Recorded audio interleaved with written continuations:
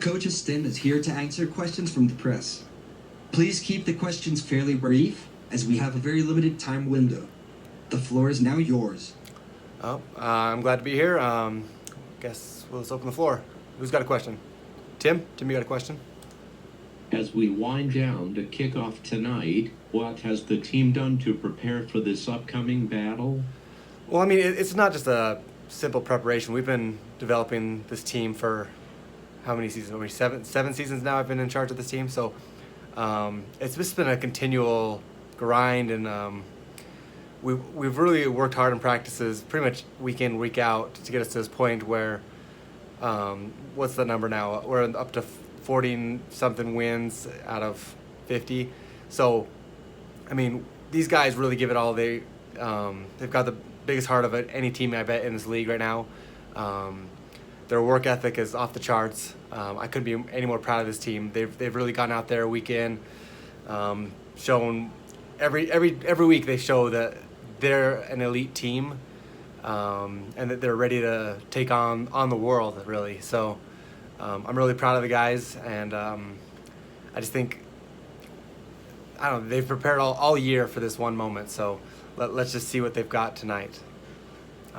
Any next question? Susan? How do you feel about the jersey controversy that looms over the AFC Championship game? Now, I don't see a controversy on my end of things. We notified the Miami Dolphins organization that we were going to be wearing the white jerseys. We are the home team. According to league rules, the home team gets to choose the jersey combinations. They show up with white jerseys as well. We kind of scramble around last minute. We throw on some purple pants that we had back in the locker room that were just sitting there. But that's not on us. We did everything within our power to let our opponent know what we were wearing. If they chose to break the rules and do their own thing, that's on them. But there really isn't any controversy on my side of things. I mean, we all took the field the same way. We're all seeing the same teams, whether it's green pants, purple pants, doesn't matter. We took the field, and I think the scoreboard showed that the better team won last night. So I don't see any controversy. Mike, you had a question? What do you feel are the strengths of this Ravens team, and are there any weaknesses? Good question, Mike. Really, strength-wise, I think you just look at our whole roster, and it's strength. It's all around.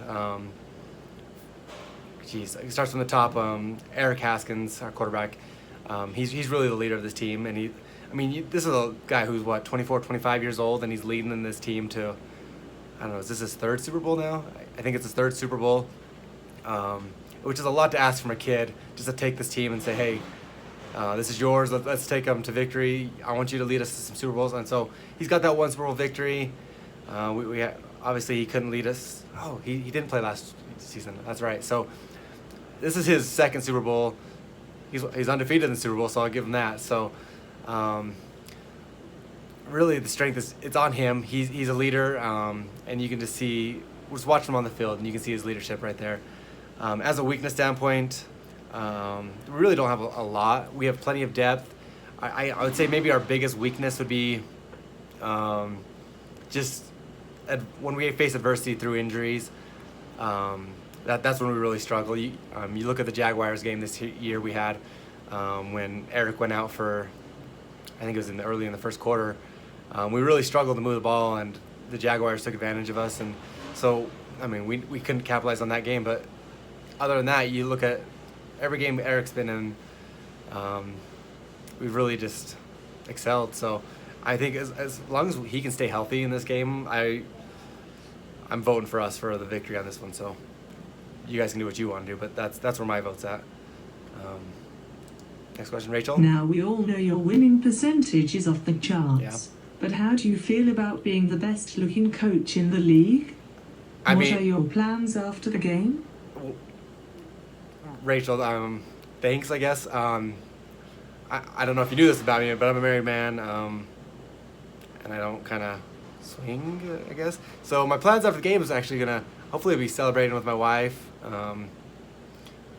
Next question. That's awkward. Darren, you have a question? Please don't tell me. It is no secret that you are not held in very high regard with the league offices. Right. How does that make you feel, and does it shape who you are as a coach? Well, you're not lying when it's no secret that Commissioner Adelman doesn't think too highly of me. I mean, just look at the video he posted to the league talking about the Super Bowl. Now, does it shape me who I am? No, I'm gonna be me no matter what happens. Yeah, I don't really care about his opinion. He can have his own. I'll have mine. I mean, is there any leadership in this league, anyways? Next question. Rod? No, not that Rod. Other Rod. Eric Haskin's name has been thrown around in MVP talks. Right. Do you think he deserves the award, or is there someone else you would vote for? Absolutely not. I think Eric's proven that he's the best player in the league. I mean, you look at his stats wise, yeah, he's not the number one passer yard wise, but look what he does when he does throw the ball. He's got the highest completion percentage in the league. He's got the highest QB rating.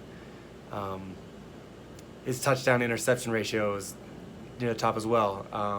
Look at the other guys on that list too. Where are they at? Are they sitting at home? I think they are. So I think look at we miss him one game against the Jaguars, like I already said, and look how our team fares at that point. I think if we have Eric in that game, I think it's a different story, and we're looking at pushing a 19-0 season again, which didn't work out for us last time, but that's here nor there. Back to Eric though, I think he's far and away the MVP of the league, and even if he's got this great cast around him, I couldn't. If I had to pick one guy to start a franchise around, it'd be that guy. So, yeah, Eric's definitely. Now, I don't want to put down the other guys. I think there's some other great candidates out there. I just don't think they're at the same level that Eric's got us to. So, any other questions? Oh, I think we're out of time. So, thanks for all the questions, guys, and hopefully you'll enjoy the show tonight. Thanks, guys.